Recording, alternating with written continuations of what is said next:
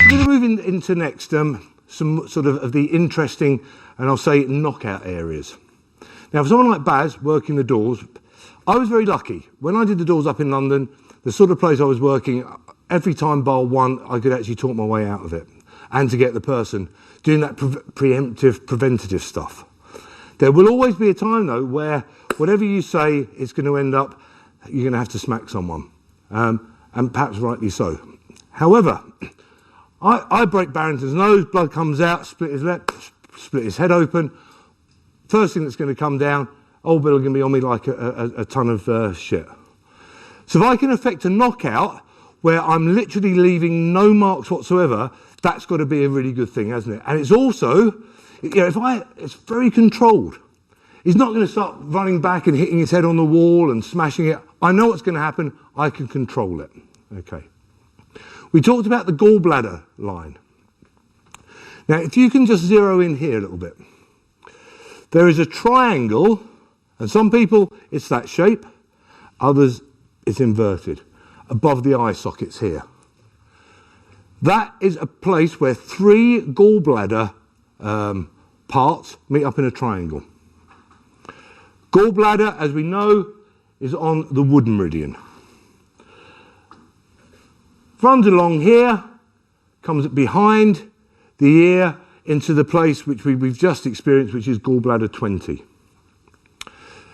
A little aside with this, if you watch a lot of the TV evangelists in America, and they do this, I believe, and then they come up and they slap people, they put their hands on them, they collapse. I've been watching this for a while, and I found out that about 70 to 80% of them use this as a strike to knock people out. Watch yourself when you see it. Frauds all the way through. So what I'm aiming at doing is I'm aiming at striking here, I'm aiming at sparking up the line here, then coming back on the same line. Please, I beg you, be careful with this. Obviously, they're not going to stand there like this and let you just hit them, okay? You've got lots of options here. Governor meridian here, right on the frontal sinuses. I've got on the top of the head, if he drops his head here, I've got the frontal fontanelle. If I just tap into that, you can see. I've got the governor point here, which is a beautiful one, which we're going to come to perhaps a little bit later on if we have time, which connects directly through to the pineal gland at the back of the brain. Another knockout point, okay? So there's lots of stuff going on. The ones I'm going to show you now are here. So I'll just get Baz to come here. Again, what I'm aiming to do, unquestionably, is to get a mark out of 10. 1 being, I felt it, mate, nothing really happened. Now, truthfully, I've never done this with Baz before. So I'm going to start off light and work my way up. I don't know how susceptible he's going to be to this. 10, of course, being I'm unconscious. I really don't want him fucking coming after me in a minute, okay? So we're going to start off gently, okay? So here. Now, if you imagine I'm in that defensive fence, well, I don't need trouble, mate. Yes, I've got a guard up, I've got a fence up, but more importantly, I'm ready to strike however I want to. So he might put his head down, he's a boxer, he knows how to fight, his head's down here, he's covering his jaw and his extremities here, okay? So I'm just going to tap into here very, very gently, okay?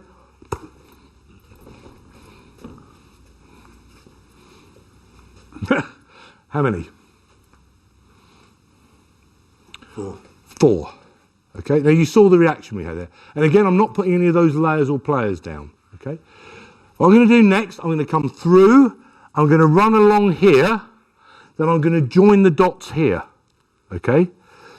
So it's going to come through, along, and then back. And on that back, I'm using another weapon we haven't really touched on before, but the inside of that thumb. It is designed beautifully to bring him back. And it also means that I can come here, I've got that grab going on, okay? So I'll put it up a little bit more. And I'm going to put a little bit of breathing into this, okay?